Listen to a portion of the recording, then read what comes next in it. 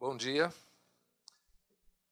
Estamos dando início a mais uma conferência do ciclo Cronos, formado pelo Centro de História da Ciência, junto ao IEA. E hoje temos a oportunidade de ouvir o professor André Nogueira, que está como professor visitante da Federal do Espírito Santo, para nos falar sobre as múltiplas e dramáticas experiências da passagem do cólera na província do Espírito Santo, 1855 a 56. O André Luiz Lima Nogueira, ele tem licenciatura plena em História pela Universidade do Estado do Rio de Janeiro, mestrado em História pela Federal Fluminense, doutorado em História das Ciências pela Fundação Oswaldo Cruz e pós-doutorado na Federal do Espírito Santo. E tem experiência na área de História do Brasil e atuou com ênfase nos seguintes temas: feitiçaria, práticas mágicas, curas ilegais em Minas Gerais no século XVIII. Também tem livros publicados e, então, já passo a palavra para o André. Obrigado. Bom dia a todos. Professor Gildo, mais uma vez, obrigado pelo convite, sua generosidade sempre presente. E, enfim, é um prazer estar aqui, nessa casa, uma vez mais. Enfim, e o que eu vou mostrar aqui, em termos de fala, talvez as múltiplas eu vou ficar devendo em função do horário. Acho que as múltiplas vão ser duas facetas, na verdade, mas dramáticas, sim. Sobre a passagem do cólera no Espírito Santo, na província do Espírito Santo, e como é típico de a maioria das epidemias, foi uma passagem rápida, embora absolutamente impactante. E a pesquisa que, parcialmente, eu estou mostrando aqui para a audiência, ela é fruto, como fora mencionado, de pesquisa desenvolvida a partir de um contrato de professor visitante na UFES, um contrato que está praticamente se encerrando. E, nessa perspectiva, eu vou dividir um pouco os resultados mais gerais desses 2 anos de trabalho lá por Vitória, que acabaram envolvendo, fundamentalmente, a publicação de 3 artigos, um deles na revista da Sociedade Brasileira de História das Ciências, se eu não me engano, ainda no ar, nesse número, e 4 capítulos de livro, sendo que 2 ainda a serem publicados. A gente sabe como é que é o mercado editorial, enfim, nem sempre as coisas chegam tão rápido como nós gostaríamos que chegasse. Bem, e aí, como eu tinha mencionado, a ideia é trabalhar, é falar de alguns aspectos, alguns acontecimentos acerca da passagem da epidemia de cólera no Espírito Santo, só lembrando que o cólera, ele em sua dimensão epidêmica, ele acabou sendo muito forte na Europa, em vários países europeus, na década de 30, na década de 40 do século XIX, chegando ao Brasil, junto com outras vagas epidêmicas, como a febre amarela, em 49. As epidemias de cólera, Brasil afora, elas são marcantemente dos anos 50 do século XIX, começando pelo Pará, enfim, e percorrendo um sem número de províncias do Império, exemplos de Pernambuco, Bahia, a própria província e corte do Rio de Janeiro, e acabou chegando em Vitória, aliás, uma região muito próxima do Rio, e com intercâmbios comerciais e de indivíduos também muito postos, chegando por volta de novembro de 1855. Lembrando também que nós temos uma historiografia que eu considero bastante significativa, acerca da passagem do cólera em várias dessas províncias do Império. Nós temos boas teses de doutoramento acerca da epidemia de cólera no Pará, no Rio Grande do Sul, enfim. Então, a ideia é eu mostrar um pouco aqui como se deu esse episódio, né, e em vista das suas especificidades, mas também das suas proximidades em relação a outras províncias, né, como se verá aqui, você tem aspectos muito convergentes, né, em relação à experiência do cólera em outras províncias do Império, embora também, é claro, né, o Espírito Santo, a província do Espírito Santo, também tenha apresentado lá as suas especificidades.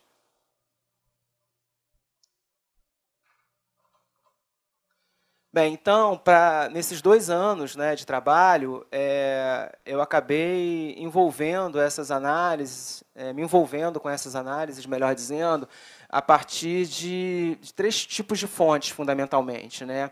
As teses médicas, com ênfase as da Faculdade de Medicina do Rio de Janeiro, que foram aí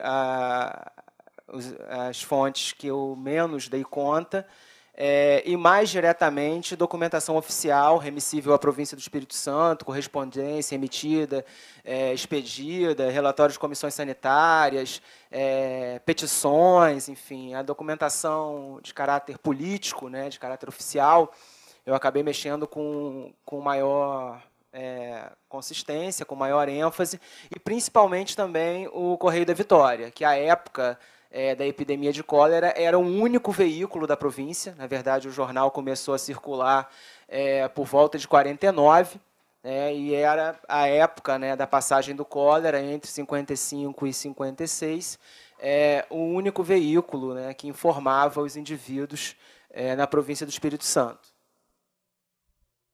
Bem, e aí, para essa fala, né, já que eu apontei no título dela múltiplas facetas, eu vou acabar pensando 2 em especial, que seria como o cólera era visto, né, do ponto de vista sintomatológico, a forma de aquisição, que tipo de epidemia era essa que amedrontava as pessoas nesse momento, e, em segundo plano, mas uma coisa que eu também pretendo abordar nessa fala, né, um aspecto que eu também pretendo abordar nessa fala, melhor dizendo, é o que diz respeito às possibilidades de tratamento para a epidemia.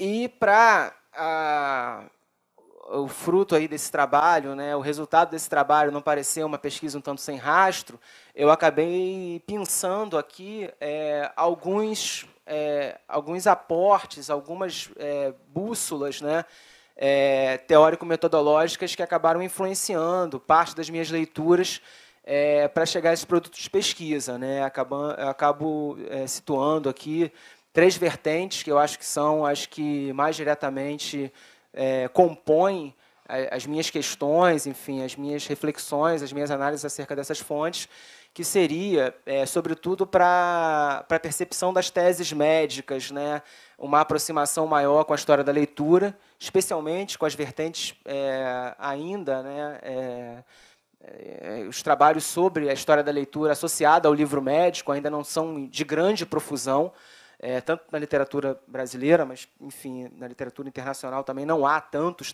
livros especificamente sobre história da leitura voltada ao livro médico.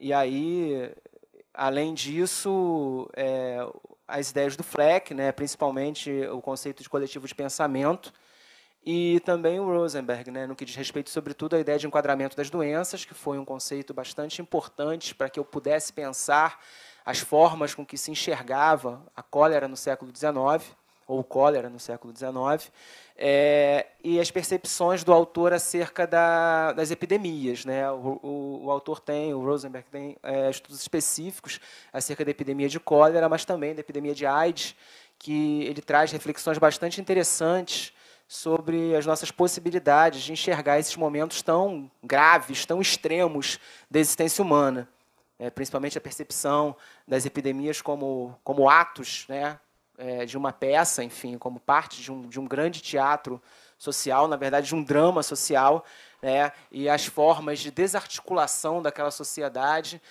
as formas extremas de vivência daquela sociedade quando em tempos de epidemia, mas que também, né, isso acaba suscitando possibilidades de aprendizados, reinterpretações, novas experiências sociais, também em função de uma determinada coletividade, de um determinado grupo, ter sido aí alvo de vagas epidêmicas. E isso, no caso do Brasil, né, essa questão no caso do Brasil também é bastante sintomática, bastante interessante, porque, como a gente sabe, a medicina douta ela estava em vias de institucionalização, né, sobretudo na década de 30, na década de 40 do século XIX, um momento no qual o Brasil acabou sendo assolado por essas epidemias, em princípio, pela epidemia de febre amarela. E, nesse sentido, a passagem dessas epidemias acabaram promovendo também aprendizados e ações no que diz respeito a essa afirmação da medicina douta. Essa afirmação que, como nós sabemos, né, a partir de uma literatura também já bastante estabilizada, consistente acerca da temática, ela não foi algo perene, algo tranquilo, né? Você tem vários estudos que questionam convincentemente uma percepção de medicalização de uma sociedade, no caso da sociedade do Brasil no Império, e a passagem dessas epidemias foi, de fato, um momento também, né, como a gente vai ver um pouco na minha fala, de tentativa de afirmação dos doutores, né? Esses indivíduos estavam sendo formados aí de pouco tempo, de aproximados 15, 20 anos, pouco mais ou menos, a partir de duas faculdades existentes na época do Império, né? Salvador e Rio de Janeiro. Bem, então, só aqui para, de forma meramente ilustrativa, né, dar um olhar sobre a carinha, a estampa do Correio da Vitória. Era esse veículo que acabou sendo, como eu havia mencionado, meu principal corpus documental. E, bem, do ponto de vista editorial, o Correio da Vitória ele era um periódico conservador, né, inclusive recebia verba do próprio governo provincial. Havia, na província do Espírito Santo, uma parte do orçamento da província para aportar o jornal, até porque o jornal, como único veículo à época, acabava também se envolvendo com a publicação de documentos oficiais da província, né? Ordenações sanitárias, leis, ordens do dia. Então, esse veículo acabava tendo um espectro, uma natureza de um periódico oficial, e também, né, representava os anseios políticos, os interesses do status quo, né, na província, em âmbito mais geral. Embora, como nós vamos ver aqui, a despeito de ser um veículo oficial, um veículo conservador, a gente consegue perceber também nuances que são muito interessantes do ponto de vista da publicação das notícias, o que acaba gerando possibilidades de análise, e, enfim, embora essas análises, às vezes, né, sejam de difíceis provas documentais, mas, por inferência, a gente consegue também perceber nuances bem interessantes, como eu tinha mencionado, do veículo, como eu vou colocar um pouco mais adiante na minha fala. E aí, enfim, no bojo, né, em âmbito geral, foram aproximadas 536 notícias ou menções, né, ao termo cólera, a doença cólera, melhor dizendo, a epidemia de cólera, no veículo. E, enfim, de alguma maneira, ela estava distribuída, distribuída aspas, porque não há homogeneidade, naturalmente, nesse tipo de apresentação, em todas as seções do jornal, né? Então, a gente acaba percebendo, como eu tinha mencionado antes, né, o quão impactante é a passagem de uma epidemia, né, pela variação de olhares que ela acaba suscitando. Então, enfim, dos classificados com remédios, com notícias de que havia uma enfermaria chegando da capital, da corte, perdão, para Vitória, até orações de São Sebastião contra a peste, que poderiam ser trocadas na tipografia do jornal, até, enfim, cartas a pedido, publicações.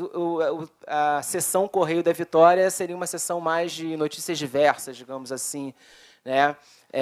Que também aparecia mais especificamente acerca da província do Espírito Santo. E as notícias diversas, propriamente ditas, acabavam se remetendo Brasil como um todo e mundo como um todo. Lembrando como era muito comum aos periódicos do século XIX nessa seção Notícias Diversas, havia uma série de notícias replicadas, né, que acabavam aparecendo de jornais europeus ou de outros jornais no Brasil. É muito comum, né, para a imprensa à época esse tipo de publicação de informação em que os conhecimentos, os saberes, as notícias acabavam se espraiando.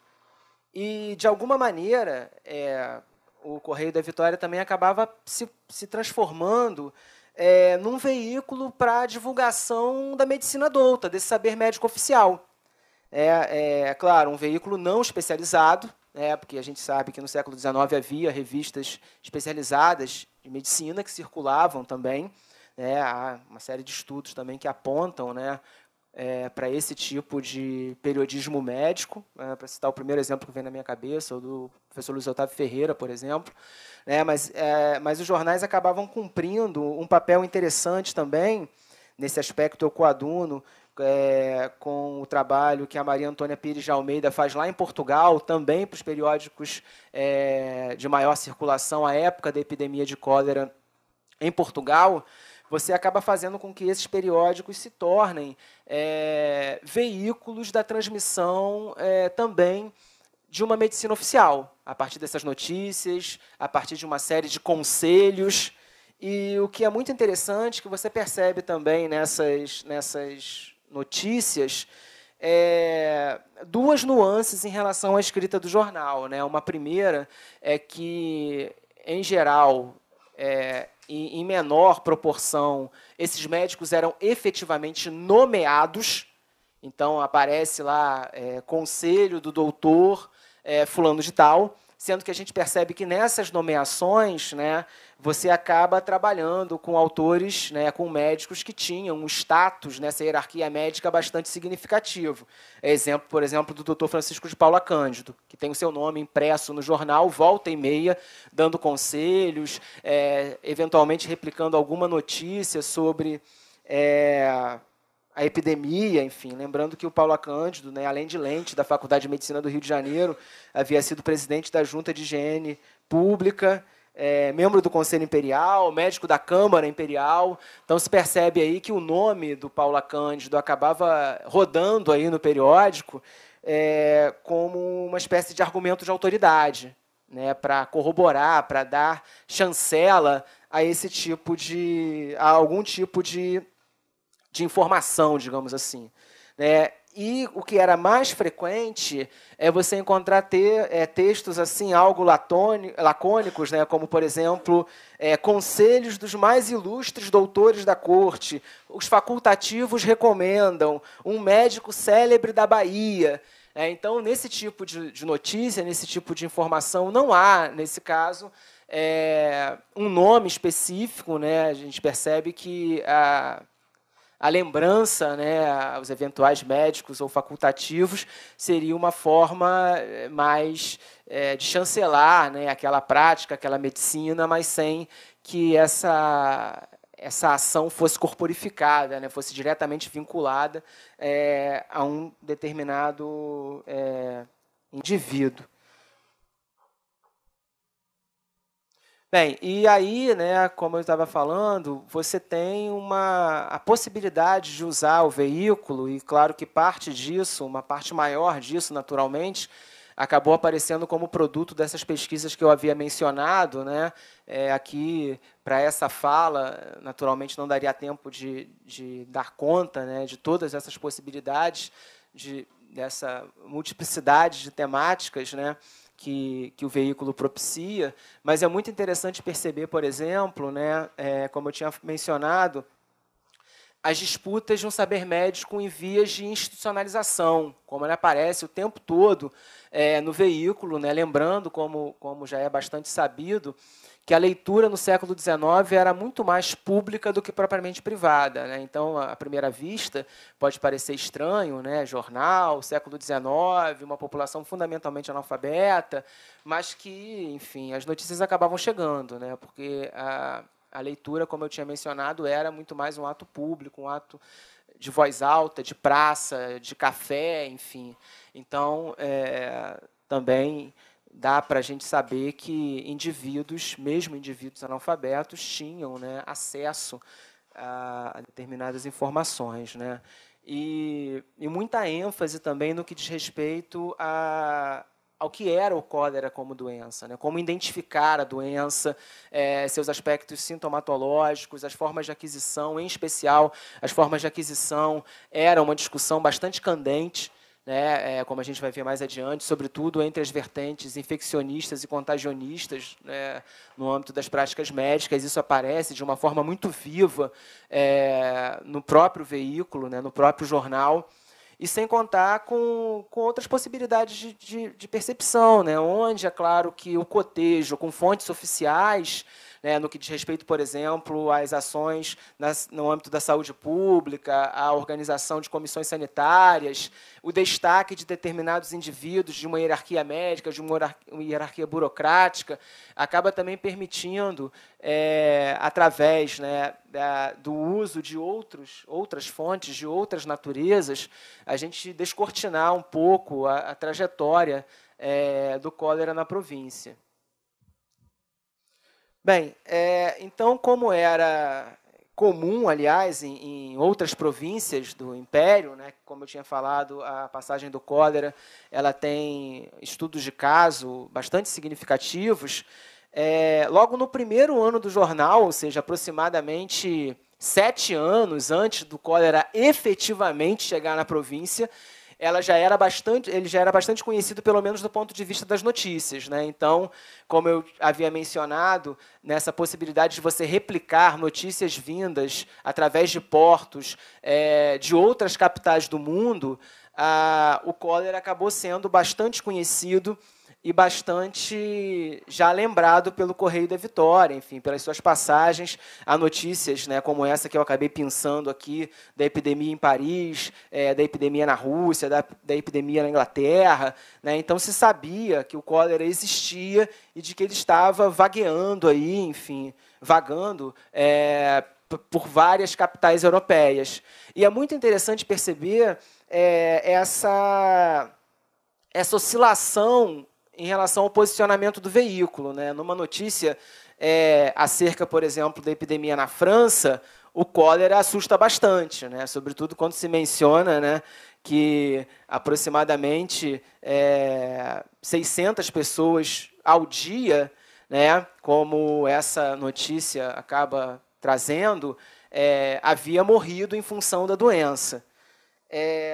E aí você começa a ter, como eu tinha mencionado, uma certa variação de tom, né? Na Europa, o cólera parece assustar muito. Quando ela vem chegando para o Brasil, você começa a ter, por ser, como eu havia mencionado, um veículo oficial, conservador, a gente percebe na leitura do documento um certo empenho, né, em dourar a pílula acerca da chegada do cólera no Brasil, né? Como aqui mesmo, numa notícia acerca da chegada do cólera no Espírito Santo, no Pará, né, você percebe até uma certa ambiguidade, né? Se fala que houve uma terrível epidemia que levou ao túmulo 20 pessoas, né, que leva ao túmulo 20 pessoas por dia, mas que alguns querem que seja cólera, mas não parece cólera, deve ser colerina. Então, você já tem aí nessa divulgação de que não era cólera, era colerina, uma vontade do jornal amenizar um pouco, atenuar um pouco o medo, o terror que poderia envolver esse tipo de notícia, né? Lembrando que, eu vou mencionar isso um pouco mais adiante, mas que lembrando que o cólera ela era uma doença que causava um temor, um impacto muito, muito forte, né? A Jane Beltrão, que é uma das pesquisadoras que trabalha com essa temática, ela, na tese dela, ela tem uma frase que eu acho muito enfática, que ela fala que morrer de cólera fazia diferença. Então, realmente, é uma doença extremamente aviltante, né, para o ser humano se esvair, né, entre fezes e vômitos, até uma desidratação aguda que levaria a óbito. Então, a epidemia causava, né, um temor muito, muito forte.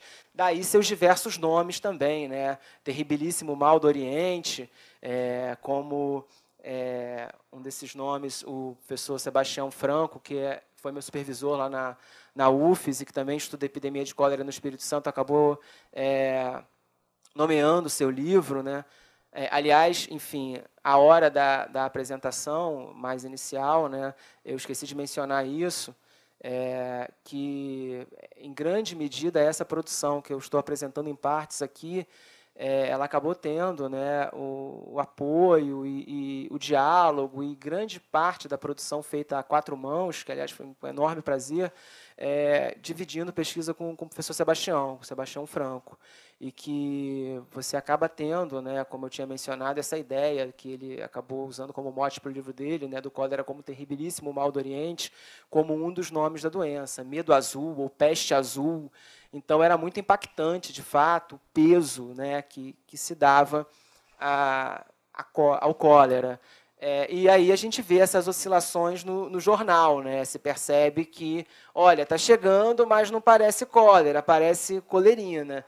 Aqui, nessa outra notícia, né, que fala também do cólera no Pará, e também falando um pouco da Corte do Rio de Janeiro, o empenho do jornal em mostrar que a epidemia não existia ou que estava fraca, também é muito flagrante, né? A parte que eu coloquei aí em negrito, ela é sintomática em relação a isso, né? Que a população ficou aterrada quando realmente não tinha nenhum motivo, né, para tanto temor. Afinal, não parecia cólera, parecia colerina. E uma coisa também que era muito reiterado nesse discurso, muito também, né, claro, para desabonar as práticas de cura não oficiais, era a alegação de que se procurasse um médico rápido, teria cura. O problema é que a população, em geral, era quanto mais em não procurar o médico ou procurar antes curandeiros, africanos, rezadeiras e afins, só por último procurar o médico. Então, a gente percebe também uma faceta que eu vou mencionar um pouco mais adiante, essa constante culpabilização do enfermo. Então, o indivíduo está adquirindo cólera, está morrendo de cólera por seus maus hábitos, por sua má dieta, por ser promíscuo e, principalmente, por não procurar quem devia logo, que seria o médico chancelado, naturalmente. E aí a gente percebe nesse veículo, mais uma vez, essa preocupação, né, em trazer a notícia com atenuando, né? Então, foi o que eu havia colocado aqui, né? Você percebe um tom, né, que me parece deliberado, parece proposital do jornal em falar que a cólera estava apenas em seus estágios iniciais, que era apenas colerina. Lembrando que para o discurso médico da época e para a percepção das doenças à época, isso também já remonta às últimas décadas do século XVIII, se acreditava que uma doença poderia degenerar na outra. Né? De alguma maneira, uma doença poderia se transformar em outra, uma doença passava por diversos estágios. Daí essa ideia de que a colerina seria um dos estágios do cólera, ou, no caso de alguns autores, mesmo uma doença específica, mas que ela poderia, aspas, degenerar no cólera. Então, é claro que o próprio saber médico acabava também dando margem para esse tipo de atenuação, digamos assim, de discurso, como havia falado. Né? Então, mesmo no momento em que a epidemia atingir o Espírito Santo, é perceptível certo posicionamento oscilante do jornal, que em determinados momentos optava por não nomeá-la cólera morbo, ora julgava serem apenas, aspas, né, casos de uma versão mais branda da doença definida como colerina. Ora chegava mesmo a negar a existência da epidemia do judeu errante na província. Judeu errante era um dos nomes pelo qual o cólera também era conhecido. Né? Como a gente percebe, é uma doença de muitos nomes. Aliás, uma doença não, uma peste, né, como se acreditava à época.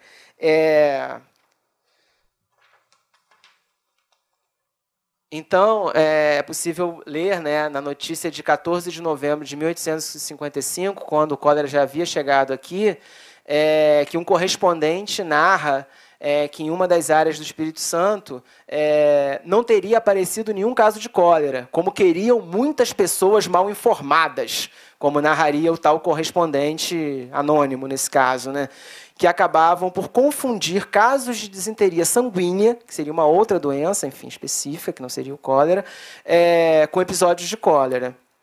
Então, como eu tinha falado, a própria percepção que se tinha da doença à época, né, lembrando que o bacilo de Koch, do cólera, né, o Koch que isolou o bacilo, perdão, o bacilo de Koch é a tuberculose, né, mas foi o Koch também que isolou o bacilo do cólera, que inclusive aparece lá o bacilo no nosso cartaz aí do evento, né? Isso só se deu, enfim, mais para o final do século XIX. Então, a percepção que se tinha da doença, como a gente vai discutir aqui adiante, não é a percepção associada ao que a gente pode chamar de um paradigma médico microbiano, enfim, né, onde micro-organismos específicos causariam doenças específicas, né? Na verdade, a explicação aqui para o cólera era a explicação miasmática, era a explicação com forte influência do neo-hipocratismo, como eu vou comentar um pouco mais adiante. E, por outro lado, em outros momentos, né, daí eu ter mencionado o posicionamento oscilante do veículo, em alguns momentos o cólera acaba sendo publicado, enfim, noticiado como uma verdadeira peste. Então, ao mesmo tempo que você tinha notícias em que se tenta atenuar, não é cólera, é colerina, é sua versão mais branda. Por outro lado, você tinha, em outros momentos, né, como nesse caso, de uma descrição insuportável dos sintomas do cólera até, enfim, o óbito definitivo lá do indivíduo, né, a gente percebe como a doença ela acaba aparecendo como uma verdadeira peste, né, em suas vertentes, em seus desdobramentos mais crus, né? Enfim, e lembrando que na literatura médica também acerca do tema, inclusive nas teses médicas, é muito comum esse tipo de descrição de sintomas que acabavam reforçando, como eu havia mencionado, o olhar do cólera como uma doença que seria terrível, né, para se receber, digamos assim. Desculpa, esse slide ficou um pouco sopa de letrinhas, né, mas acaba sendo, eu acho que, importante para a gente perceber como a doença acabava sendo lembrada, né, como algo bastante grave. E aqui é interessante que, em meio à notícia, a gente percebe também por que o cólera chamava peste azul, né, ou medo azul, pela questão, né, de perceber sintomas, né, de lábios azulados, meio roxos, mãos, enfim, que acabava dando uma feição cadavérica, né, ao indivíduo que possuía a doença. Bem, isso aqui está no Das Tripas Coração, do Potter, né, é bem interessante esse tipo de representação também é meramente ilustrativa aqui, sobre o medo, né, o impacto do cólera, né, ao representar, né, uma pessoa sadia e como ela teria ficado ao portar a doença, né. Bem, enfim, resumindo, né, ainda que possuidor de uma nítida e preponderante orientação conservadora, é presumível que o editor do Correio da Vitória possa ter, em vários momentos, se escudado em determinadas seções do seu jornal, principalmente a seção Publicações a Pedido, que aparece uma série de cartas assinadas sugestivamente como o medroso, o cidadão preocupado, para divulgar notícias mais ácidas sobre a passagem da doença, o estado de abandono e penúria material de determinadas localidades e as práticas de governo ou de desgoverno para remediar o mal. Hipótese que considero bastante plausível a despeito da evidente dificuldade de confirmação empírica. Então, era como eu tinha mencionado antes, né? Você percebe, a despeito do Correio da Vitória ser um veículo conservador, nuances muito interessantes do ponto de vista da divulgação da epidemia. É claro que eu imagino, né? Imagino tanto que acabei escrevendo, enfim, que isso poderia dar para o pesquisador, né, algum tipo de indício, algum tipo de percepção de que mesmo, né, veículos conservadores poderiam, se valendo de nomes que não existem ou de determinadas seções para fugir um pouco ao perfil editorial típico daquele veículo para criar, né, uma atmosfera maior de crítica, de denuncismo, de cobrança em relação às autoridades. E um outro aspecto também que é muito interessante, que também é recorrente nessas notícias,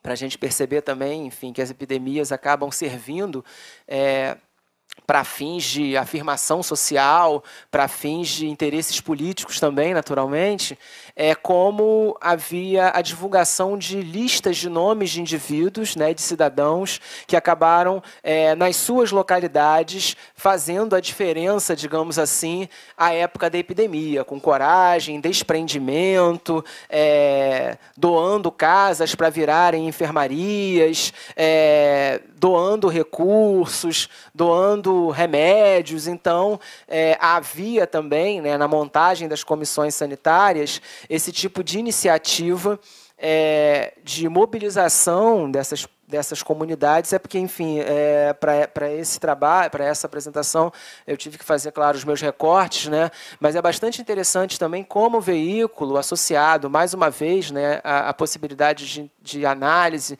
da documentação oficial, principalmente da documentação remissível às comissões sanitárias e aos relatórios remetidos aos presidentes da província, como você tem a epidemia também servindo como mecanismo de afirmação social. Então, ter seu nome estampado no jornal como alguém caridoso, como alguém que doou uma casa antes alugada, no momento emergencial, acabava também rendendo, digamos assim, né, capital social, capital político para muitos indivíduos. Da mesma maneira que outros acabavam, né, tendo a sua imagem depreciada, criticada, né? Então você tem casos de padres que fogem de localidades em função da epidemia, de delegados que conformariam as comissões sanitárias, mas resolvem cair fora e se esconderem em propriedades mais distantes. Então, o veículo acaba aparecendo também de uma forma bastante interessante como uma possibilidade de você olhar, né, como eu havia mencionado, para os mecanismos de mobilização social diante da epidemia. É claro, algumas dessas práticas em nada inocentes também, né? Enfim, indivíduos que acabavam se valendo da epidemia para conseguir projeção social. E, enfim, numa outra faceta dessa realidade, que também foi muito, muito própria da passagem do cólera no Espírito Santo, momentos de maior mobilização das camadas populares, no sentido de mover petições, requerer aportes aporte financeiro e remédios e facultativos e médicos para determinadas localidades, né?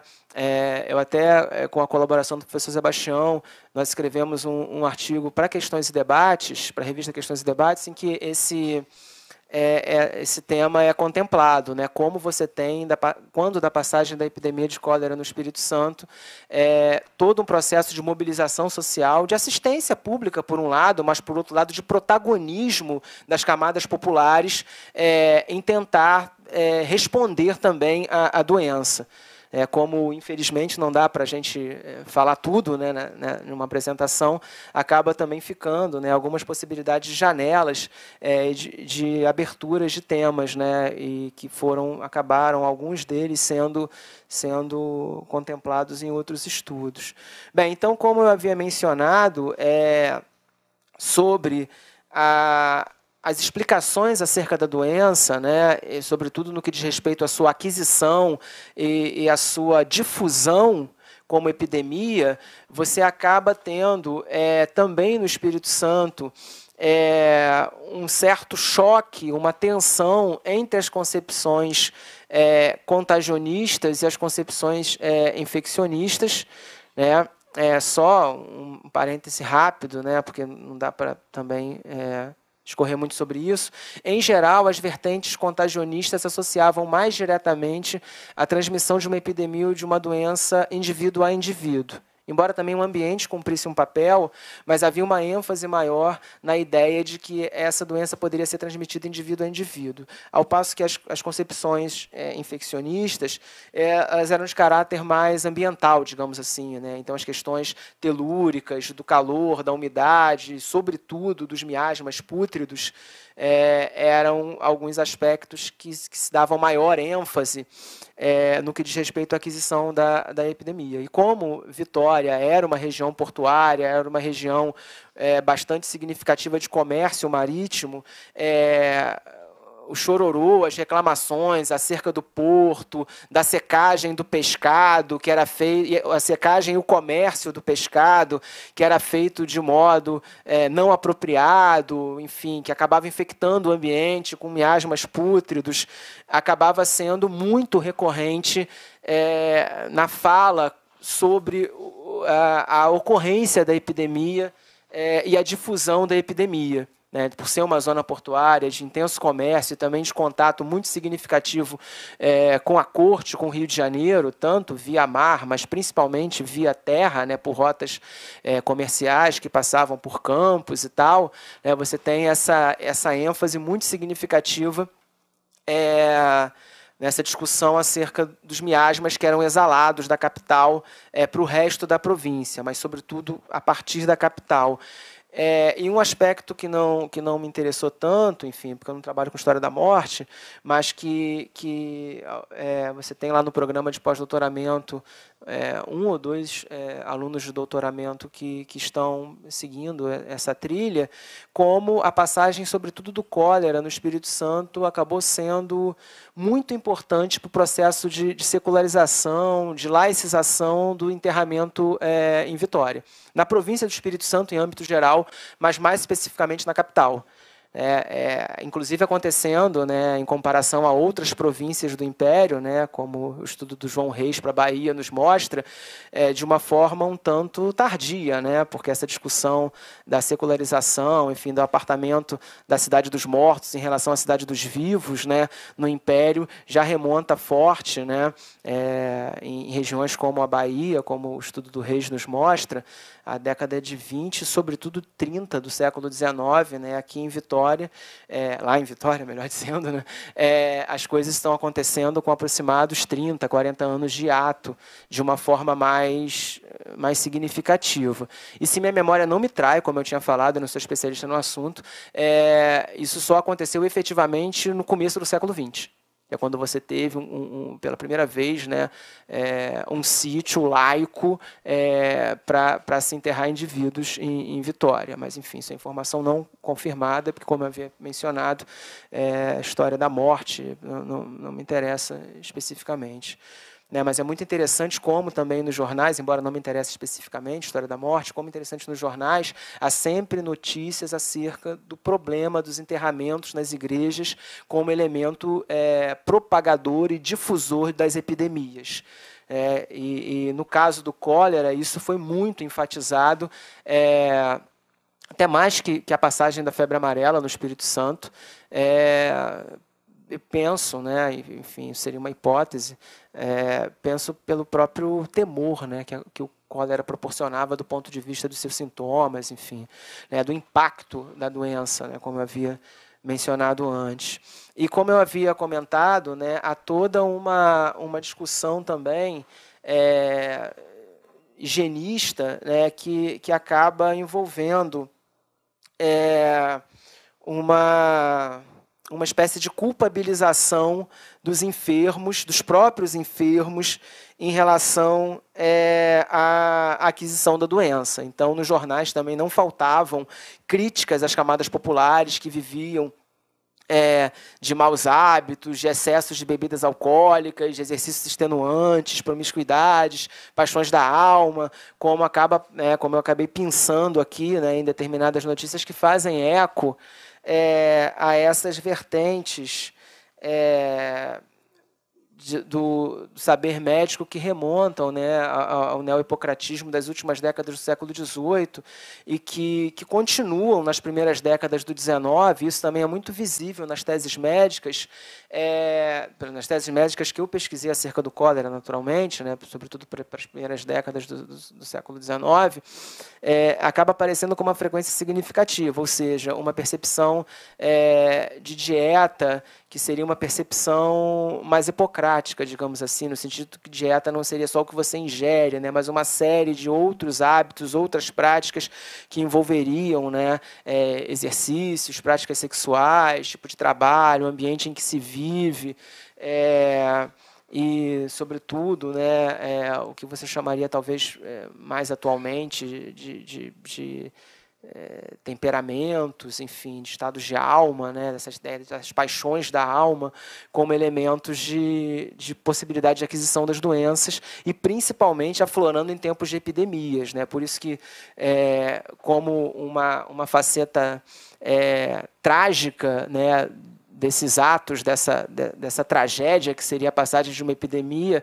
era muito recorrente a proibição de procissões, de cultos coletivos e também, enfim, o trato em relação aos mortos acaba sendo completamente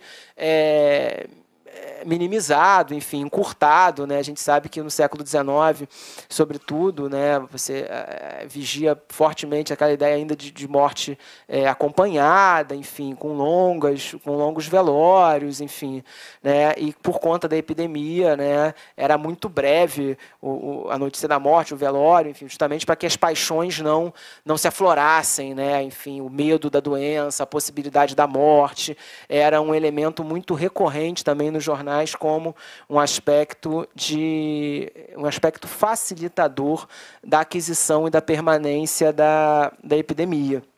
Inclusive, um dado que chama a atenção é que volta e meia você vê uma notícia no jornal de uma família agradecendo uma determinada coletividade por participar do velório do seu ente, por ir em procissão até o lugar em que ele for enterrado, o que exatamente, né, a exceção acaba acusando, né, e a vontade de publicar isso no jornal e tornar mais visível esse agradecimento é um indício também muito significativo de como os hábitos daquela comunidade ficaram desconcertados, desestabilizados em função da passagem da epidemia. Então, essa ideia não dobra mais o sino, né? Se toda vez que morrer um de cólera o sino dobrar, enfim, o sino primeiro, em alguns lugares, não pararia de dobrar um dia inteiro, o que poderia, inclusive, né, fazer com que indivíduos adquirissem a doença por conta do medo dela. Então, o medo da morte, o medo da doença, as paixões da alma, né, eram elementos que acabavam estando muito presentes nesse discurso médico, nesse discurso vinculado a esses saberes doutos.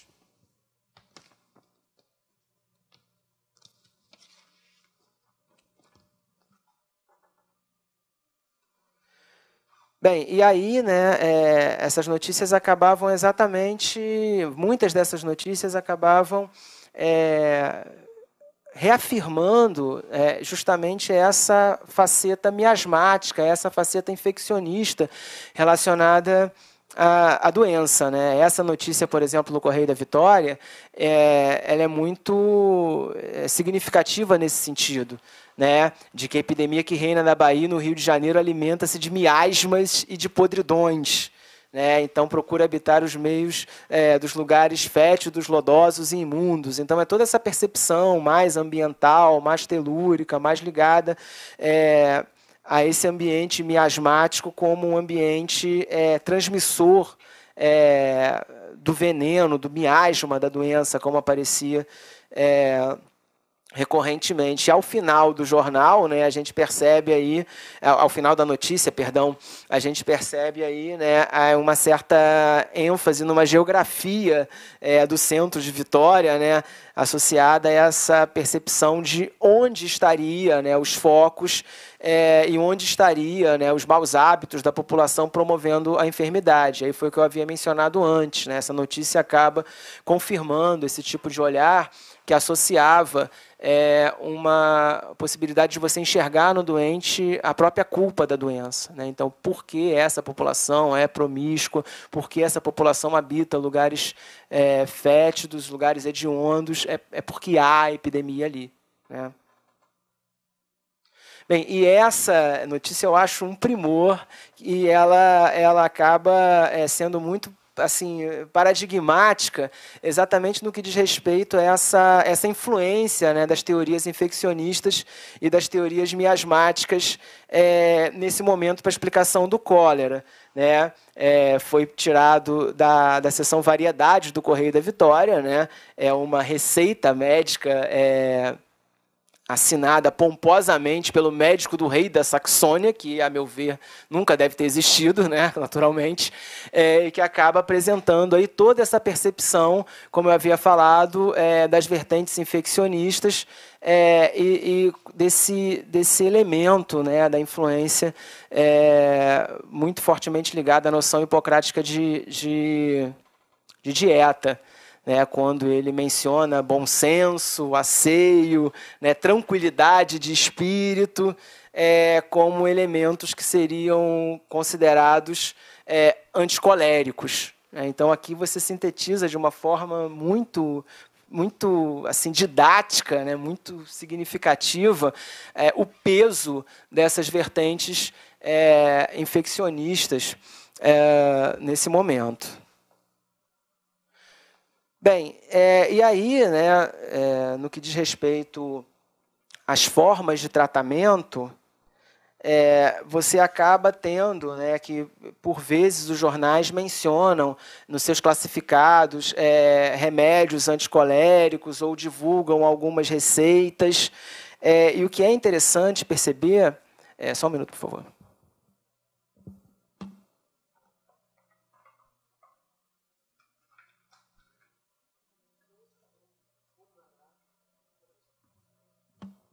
É que a época da epidemia de cólera no Espírito Santo, você tem uma tensão, coisa que acontece também em outras províncias do Império, muito presente entre a homeopatia e a alopatia, né? Então, enfim, volta e meia você tem, né, a acusação de que a alopatia era invasiva, de que agravava os males.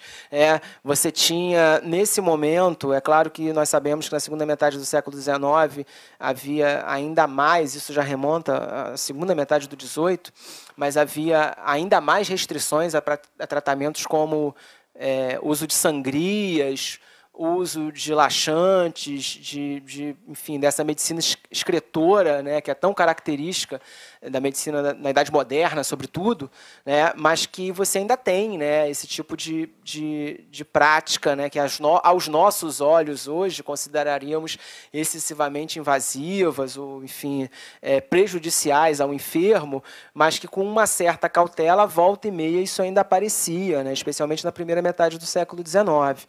Então, pairava aí uma certa acusação, né, de que os tratamentos alopáticos poderiam agravar o estado dos doentes. E, enfim, como é possível perceber nessa receita, né, você tem uma série de indicações de remédios, de medicamentos, né, que já mostram uma maior entrada da manipulação desses remédios, alguns remédios químicos, enfim, né? Então, você tem uma série de alusões, né, ao citrato de magnésio, enfim, ao acetato de amona, ao elixir paregórico, que coexistem também com remédios que chamaríamos, na época da colônia, de simples da terra, né? Ou seja, plantas como com suas raízes, folhas. Então, também não é incomum você ver, né, como está aí estabelecido na receita, né, Marcela ou Marcela, borragem, você vê cânfora, enfim, outras substâncias, sumo de limão era muito receitado para o cólera também, à época.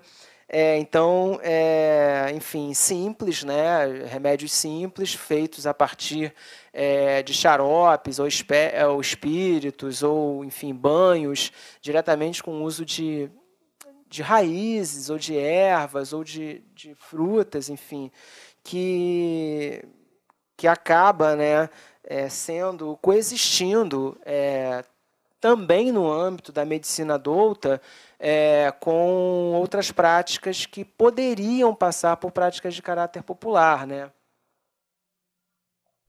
É claro que para o século XVIII isso ainda é mais significativo, né?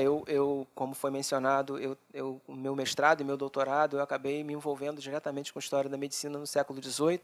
Aliás, a história da medicina é feita por não médicos, né? Essa minha inserção no século XIX recente, remonta a esse meu tempo no Espírito Santo, mas que, em geral, né, há olhares mais imediatos, há uma vontade de associação direta, né? Usou reino vegetal, usou sumo de limão, é prática popular. Né? Usou erva, é popular. Né? Alto lá, a gente tem um certo cuidado com isso. Né? O doutor Hipócrates, que é o pai da medicina ocidental, já, enfim, receitava raízes e frutos e ervas diretamente nos tratados que teria escrevido, enfim, enfim, que fazem parte do corpus hipocráticos. Então, a gente tem um certo vício de olhar, né, de perceber, olha, se usou diretamente um chá, uma erva, é popular. Não necessariamente. E é claro que, nesse aspecto, também há entroncamentos entre as práticas possíveis, melhor dizendo, possíveis entroncamentos entre as práticas populares e as práticas oriundas da medicina adulta. Né?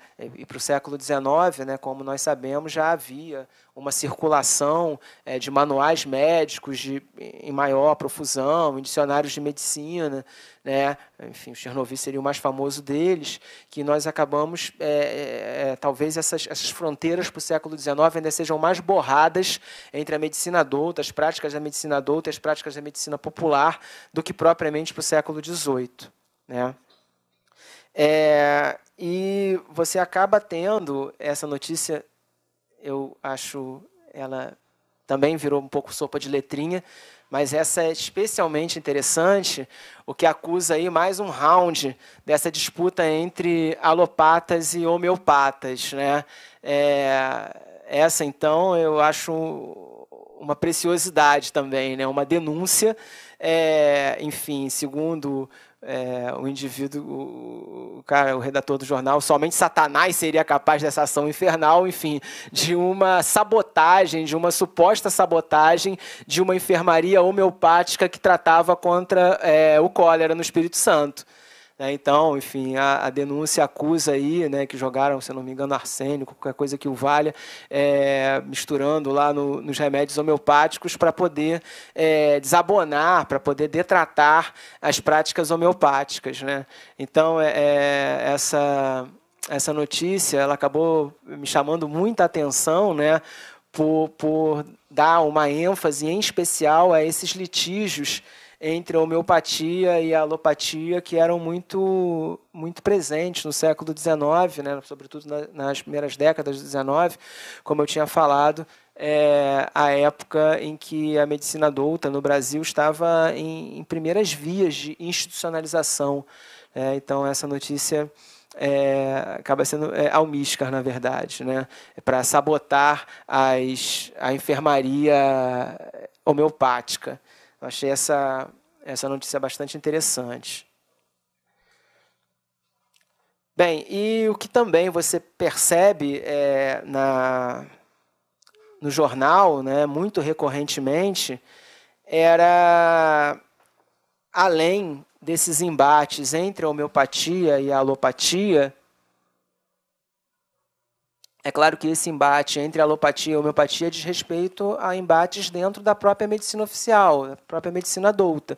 É claro que havia toda uma cruzada contra o que, em geral, os médicos ou burocratas ou representantes de setores mais conservadores qualificariam como charlatanismo, né? Aliás, esse termo é um termo guarda-chuva, né, muito recorrentemente usado, sobretudo no texto médico, para qualificar, né, ou para desqualificar qualquer prática que saísse da chancela e dos ensinamentos, enfim, da formação no âmbito da medicina oficial.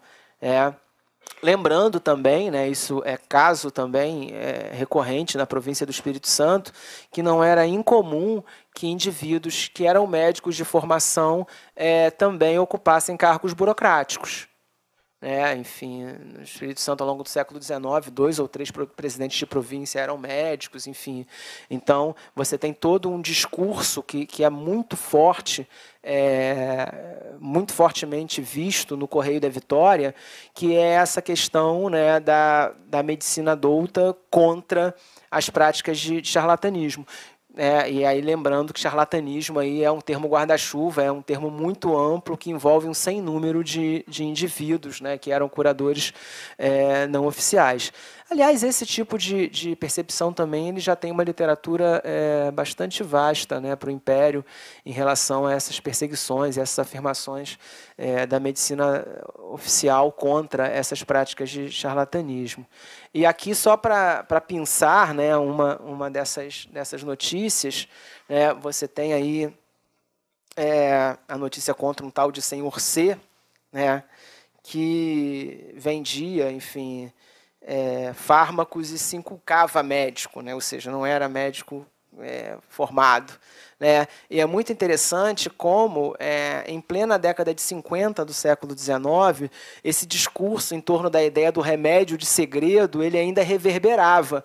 Né? Como nós sabemos, essa ideia, né, de que as receitas médicas deveriam ser explicitadas nas práticas de escrita dos médicos, nas boticas, enfim. Isso é uma cruzada que já remonta às últimas décadas do século XVIII. Né? Enfim, as percepções de uma medicina ilustrada, elas já acusavam essa ideia do remédio de segredo, né? Do remédio que acabava sendo não explicitado pelo indivíduo que o fez, mas aproximados 100 anos depois dessa verdadeira cruzada contra os remédios de segredo, aliás, também isso remete a uma literatura já bastante consistente, né? Enfim, para lembrar o primeiro nome que me vem à cabeça, a Vera Beltrão Marques, ela já desenvolve também estudos acerca dessa temática dos remédios de segredo, né? Mas é interessante você perceber como, aproximados 100 anos depois, você continua tendo esse discurso sendo reiterado pelo saber médico oficial, né? Que o tal do senhor C, primeiro, bancava o médico sem ser, né? Inculcava-se médico, como aparece no veículo. Né? E segundo, né, o que talvez tornaria as suas práticas piores ainda, oferecia para os seus pacientes remédios de segredo. E como eu tinha falado, chama a atenção nessa notícia a esse tipo de texto, né, que acaba aparecendo. Né? Então, assim, pelo teor da notícia, né, a gente não sabe peremptoriamente se o tal do senhor C seria um boticário, né, ou seja, alguém chancelado para vender e manipular fármacos, pela altura do campeonato, mais que provavelmente não. Né, e assim, já havia de pronto um desabono muito posto do veículo em relação às suas práticas. Né. Então, como o Correio da Vitória ele era um jornal, como mencionado aqui, conservador, ligado ao discurso oficial, né? Ele tendia o tempo todo a abonar as práticas médicas oficiais, a publicar uma série de conselhos, como se dizia frequentemente à época, né? Oriundos dos médicos, nomeados ou mais tipicamente não nomeados, né? Para abonar essas práticas. Bem, e mais uma vez, né, a gente percebe o jornal sendo um veículo, né, de afirmação dessa medicina oficial. Numa notícia extraída, pinçada, né, da edição de 6 de fevereiro de 1856, o jornal denuncia uma praga de curandeiros que haveria na província, né, Aliás, esses termos hiperbólicos também não são específicos do Correio da Vitória, né? Você tem vários estudos que trabalham com a ideia da medicina ilegal no século XIX, que percebe que esse tipo de texto, né, de maneira tópica, como lugares comuns, né, na construção desses textos, acabam aparecendo muito frequentemente. E essas práticas de cura ilegais, coisa que não daria para falar, né, por conta do meu tempo, elas eram em grande medida praticadas também por africanos e afrodescendentes na província do Espírito Santo. Eu estou até com 2 processos crime que eu ainda não consegui mexer neles, que são processos contra curandeiros, se eu não me engano, um pouco depois da primeira passagem do cólera na província. Depois houve uma outra passagem, aproximados 20 anos depois, mas teve uma força menor, né, e que acusam, né, essas práticas. Mas, enfim, como eu tinha mencionado, digamos, foi uma sobra documental do meu tempo de contrato lá na UFSC, que está se esgotando e que ainda vai suscitar, espero, né, trabalhos vindouros para poder olhar melhor como esses curandeiros atuavam em Vitória no século XIX, né? Até porque, como mencionado, essa questão das práticas de medicina ilegais, as práticas não oficiais são muito caras a mim. Eu acho bastante atraente esse tipo de olhar, né? Então, espero conseguir produzir mais alguma coisa sobre essa temática, não mais para o 18 e agora para o 19. Eu agradeço muito aí a possibilidade da fala. Tá?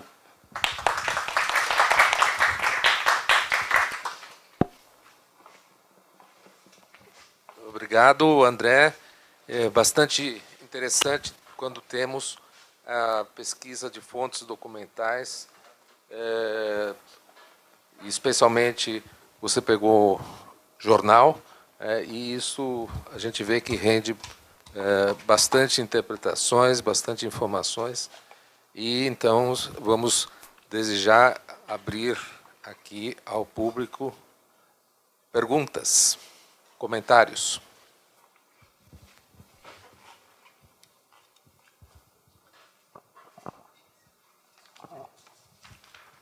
Meu nome é Maria Amélia. Eu queria dizer que eu acho ótimo esse seu tema, né, de epidemias, porque, bom, primeiro a gente vê aí que epidemia se torna uma notícia, né? Tanto que a sua fonte aí foi muito bem utilizada, né? Então é uma notícia, né? A doença se torna uma notícia e, como você mostrou, tem muitas implicações aí sociais. Agora, eu fiquei um pouco na dúvida. Então, minha primeira questão é um pouco assim, pedir eu queria que você caracterizasse mais essa epidemia, porque eu me lembro de ter lido muito sobre a gripe espanhola, né? E a gripe espanhola foi assim, em 1 mês, 2 meses, tal. E queria saber sobre essa epidemia, assim, a duração dela e a intensidade. Porque a gripe espanhola foi muito impactante, assim, se essa foi tão impactante.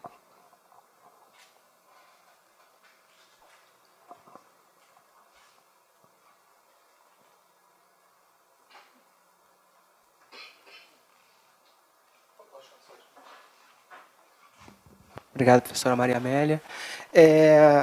Bem, no Espírito Santo, a epidemia ela durou aproximados 5 meses. E, assim, mais ou menos de novembro de 1855 a fevereiro, março de 56. E, assim, em geral, né, óbitos são meio subcontados, né, nesse tipo de evento, em função de causa-morte, em função de práticas de enterramento, né, mas, assim, a julgar pelos relatórios dos presidentes da província e de documentação oficial, se estima que mais ou menos 1.500 pessoas, né, vieram a óbito sob a alegação de que morreram de cólera, né? Inclusive, esse dado ele coaduna com os olhares também do professor Sebastião em relação à passagem do cólera na província, né? Mas que, enfim, como é também comum na passagem de outras epidemias em outros lugares do Brasil, né, esses dados a gente acredita que sejam em tudo subcontados, como eu havia mencionado. Mas às vezes eu tenho a impressão, aí, enfim, eu estou falando isso a partir de zero de dado empírico propriamente dito, documental numa palavra, né? Mas assim, que talvez o cólera assustava muito mais pelo que ela representava em termos de sintomatologia, em termos do que seria morrer do cólera. Então, era uma doença que era muito impactante e por isso, né, causava muito medo, muito temor, muito pânico por conta das suas descrições. Né? Assim, né? Claro, né, o que eu vou fazer agora é um exercício estranho para um historiador, né, mas se nós fôssemos hoje acessar o site da Organização Mundial de Saúde, nós perceberíamos que, basicamente, o cólera é uma doença de áreas de DH baixo, né, porque a gente sabe hoje que tem a ver com água, fundamentalmente contaminação de água e tal, né, então ela acaba tendo uma ação maior em determinadas áreas da América Latina, da África e tal, né? E assim, né? Em geral, assim, ela apresenta um nível de letalidade até relativamente pequeno se você tem um hospital para se tratar. Até uma vez eu conversando com o pediatra da minha filha, e a gente tem umas curiosidades meio anacrônicas, né? Mas que acabam de alguma forma pontuando, pelo menos, a nossa curiosidade histórica, né? E eu perguntei para ele, e aí, como é que fica hoje se alguém adquirir cólera? Olha, se você tiver um hospital do lado para se hidratar, ou o mínimo, você não vai morrer disso. Então, para o século XIX, a impressão que eu tenho é que, a despeito do grau de letalidade da doença, você tinha um impacto muito mais efetivo do que ela simbolizava.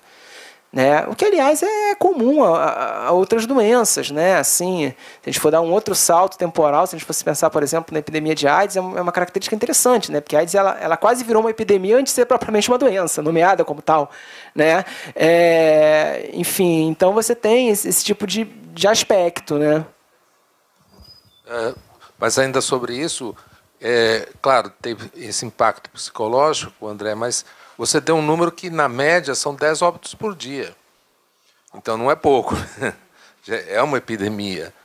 Você mostrou lá no Pará 20 óbitos por dia. Imagino que uma população do tamanho da do Espírito Santo, isso era significativo. Sem dúvida. E também assim, né, pensando que fora da capital, em outras áreas, né, áreas mais ao interior, como a atual Anchieta, por exemplo, o Guarapari, você tem a presença também, você tem notícias do cólera e tal, e esse impacto seria ainda maior nessas áreas. Imagina, hoje Guarapari fica aproximados 40 minutos de carro da capital. Né? Para o século XIX era uma área absolutamente secundária, enfim, não tinha grande importância. Imagina uma epidemia ali naquela área, né? O quão impactante, né? Realmente um óbito ou dois ali naquela comunidade por dia já seria o suficiente para causar um frisson, né? Um pânico. Né? Mais perguntas?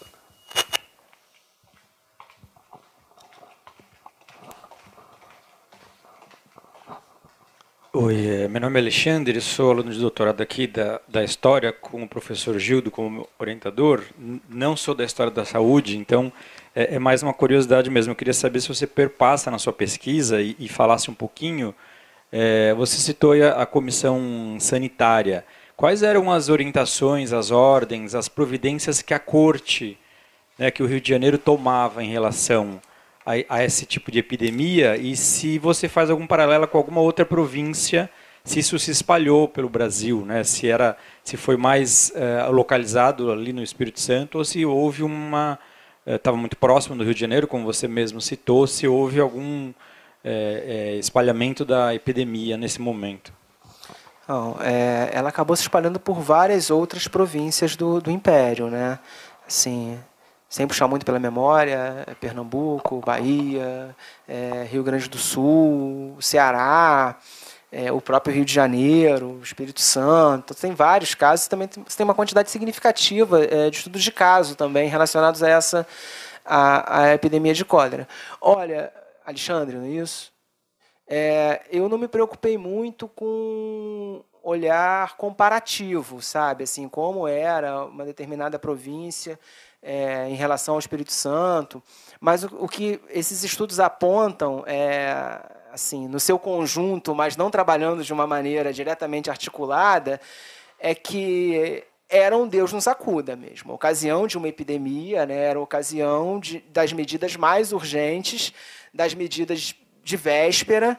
Né? Então, você tem na documentação oficial também, você tem uma recorrência, né, de pedidos à corte, de dinheiro, de facultativos, ou seja, indivíduos que estudavam na faculdade de medicina, que chegavam a dar suporte para acudir, né, determinadas localidades em casos de epidemia. Você tem médicos no Espírito Santo que circulam pela província em comissões sanitárias diferentes, como eles relatam nas suas cartas, nas suas correspondências para os presidentes da província, né, da maneira a mais improvisada. Quer dizer, a mais improvisada para pensarmos nos dias de hoje, naturalmente. Né? Então, a saúde pública no Império, digamos assim, ela foi se montando progressivamente com a passagem dessas epidemias. Né? Isso não é característico só da província do Espírito Santo. Né? Isso acaba acontecendo também quando você lê, né, para formar a tua literatura de base, né, a experiência do cólera em outras áreas, ou mesmo de outras epidemias. Você percebe isso, embora nas minhas pesquisas eu não tenha dado muita ênfase a esses desdobramentos, não, sabe? Eu foquei muito mais na percepção do cólera em relação ao saber médico, as teorias médicas que circulavam em torno da enfermidade, essa questão de sintomas e aquisição, foram meus focos mais principais, né? Embora, como eu tinha falado, em alguns desses produtos de pesquisa, a gente tocou, né, nessa questão das comissões sanitárias, das formas de organização, das mobilizações populares. Nesse artigo, por exemplo, da Questões e Debates, eu acabo, com o professor Sebastião, trabalhando um pouco mais a miúde esses temas. Sabe? Agora, por outro lado, pegando um pouco o gancho da sua pergunta, que é um aspecto também bastante interessante, como essas epidemias são um convite para estudos comparativos. É muito interessante, por exemplo, eu cheguei a fazer isso para produzir um artigo também, mas isso ficou muito pouco, na verdade. A gente podia aprofundar essas questões, é muito interessante. Como, por exemplo, um veículo como o Correio da Vitória, ao noticiar a febre amarela, uma epidemia de febre amarela, e depois noticiar uma epidemia de cólera, em alguns momentos era só você tirar o termo febre amarela e colocar o termo cólera, né? Porque os lugares comuns, as tópicas discursivas, né? Termos como epidemia reinante, eles se repetem o tempo todo. Então, assim, uma possibilidade, por exemplo, de usar como fonte de jornal, usar o jornal, assim, até o mesmo veículo. Vitória andou meio pobrinha de jornal, né? Ela só começou a ter um mercado editorial de periódicos, digamos, mais forte a partir da década de 60, 70, do 19, se minha memória não me trai.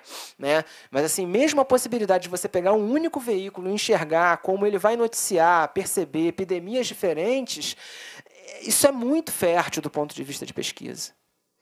Assim, eu experimentei, como eu tinha mencionado, isso num artigo que ficou um pouco com gosto de quero mais, né, em relação ao mesmo veículo, o Correio da Vitória, noticiando o cólera e a febre amarela. Né, e, enfim, é uma pesquisa que poderia, né, ganhar um corpo bem mais consistente, bem mais interessante, né? Se outros veículos fossem cotejados, enfim, ou mesmo, como você mencionou, né, se você tivesse um estudo comparativo direto de uma província para outra. Né? Aliás, assim, né, salvo engano, eu, pelo menos, não conheço muitos estudos para literatura nossa aqui, né, no Brasil, estudos comparativos sobre doenças. Mesmo sobre doenças diferentes, ou a mesma doença em épocas diferentes, enfim, isso citaria questões muito interessantes. Né? Por exemplo, assim, claro que eu não conheço tudo, né? Pode ser que exista, eu esteja falando, mas eu não conheço, por exemplo, estudos que peguem o começo da epidemia de AIDS e percebam que a AIDS é hoje como enfermidade. Isso seria interessantíssimo, porque realmente, sem a menor sombra de dúvida, a AIDS hoje, em 2017... não é a minha AIDS, a AIDS que eu vivenciei quando adolescente. Eu costumo brincar com isso, falando com os meus alunos, dando aula de História da Ciência. Olha, da História da Medicina, né? Cara, eu sou da geração que iniciou a vida sexual com o fantasma da AIDS. Então, sem sombra de dúvida, não é a mesma enfermidade. As representações sociais da doença, embora o Rosenberg considere o termo tautológico, elas definitivamente não são mais as mesmas. Há uma outra cara ali. E isso suscitaria a possibilidade de pesquisa muito interessante. Agora, é claro, a gente sabe que história comparativa não é muito fácil de fazer, demanda uma quantidade de tempo, às vezes, muito grande, uma maturidade intelectual também, investimento de pesquisa, numa palavra. Isso talvez seja um pouco avesso aos nossos momentos de pós-graduação, que um mestrado de 2 anos e um doutorado de 4 fica temerário, às vezes, você fazer história comparativa. Mas é muito atraente. Fica aí um convite para fazer temáticos, projetos temáticos. Sim.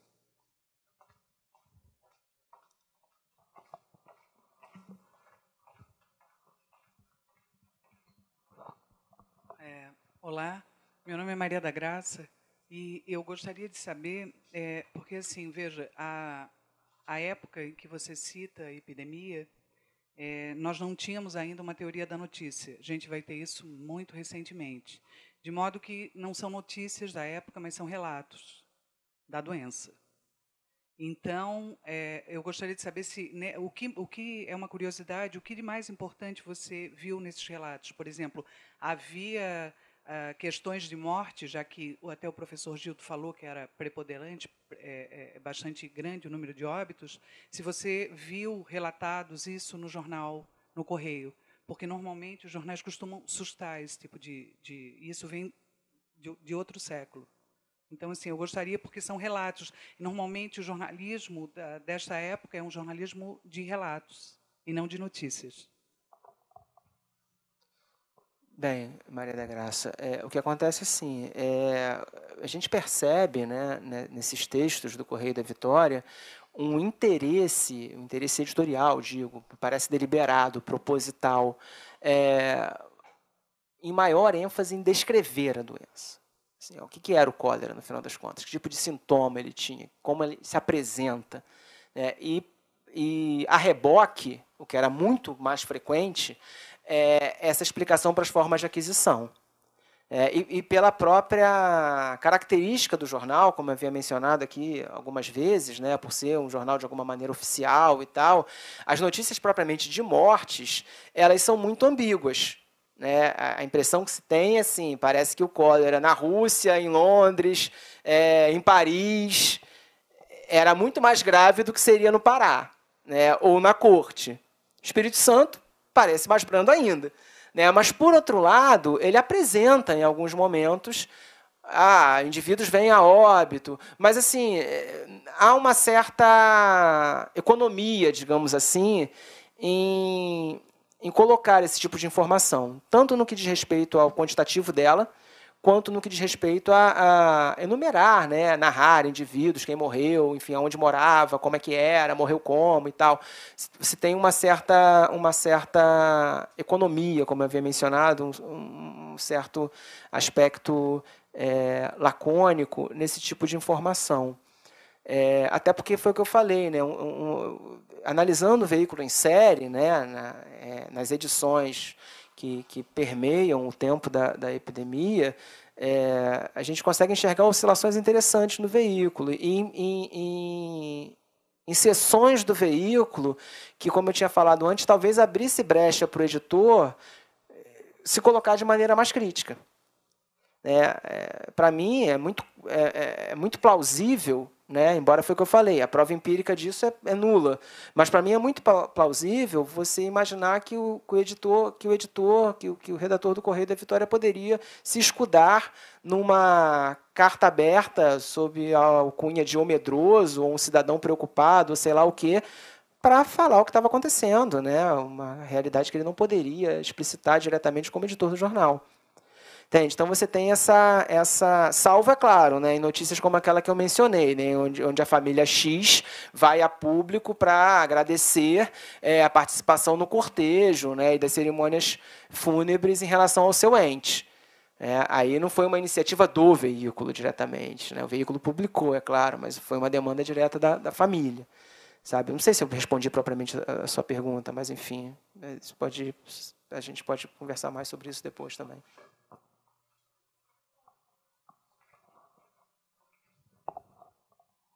Oi, meu nome é Rita. É uma pergunta um tanto mais pueril. Na verdade, você fez uma referência. O jornal distribuía orações de São Sebastião, é isso?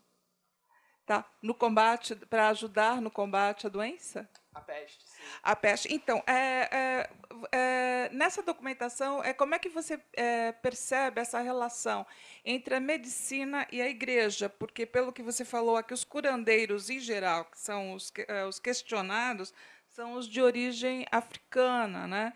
Então, essa ideia de peste, essa ideia do sagrado, da moralidade, dessa higienização moral, como é que você capta isso? Eu achei muito interessante essa distribuição das orações de São Sebastião.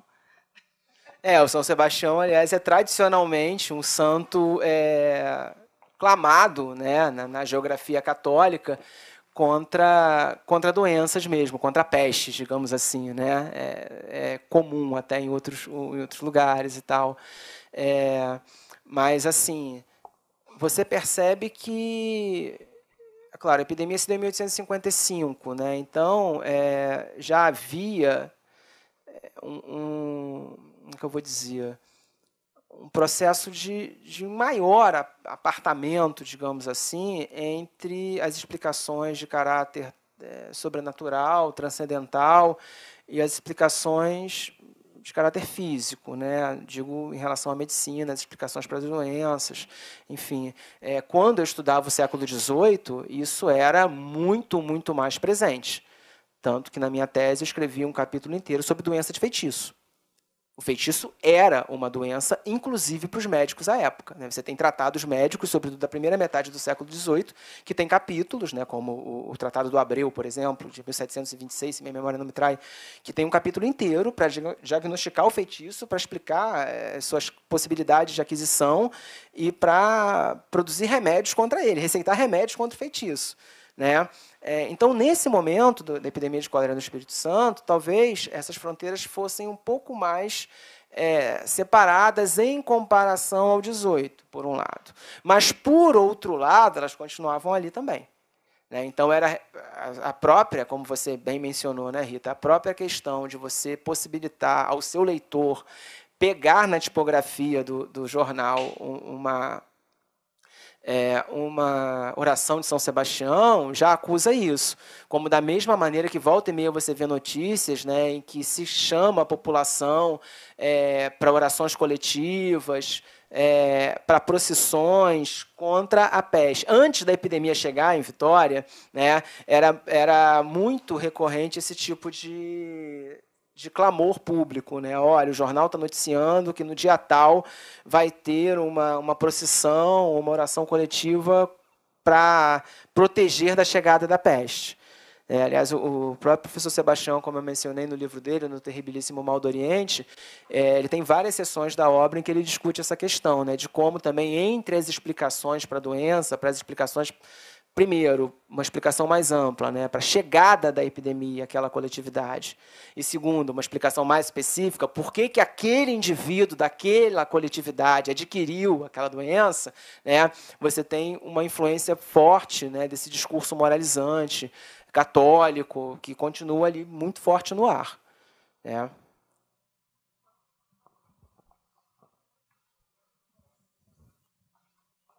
Mais alguma intervenção? Ok, então, novamente, muito obrigado, professor André, e uma salva de palmas. E o Grupo Cronos terá uma nova conferência no dia 22, às 14 horas, sobre o pensamento holístico de Edgar Morin, a ser feita pelo diretor da Escola Politécnica, o professor Piquet. Mas nós vamos noticiar isso. Obrigado.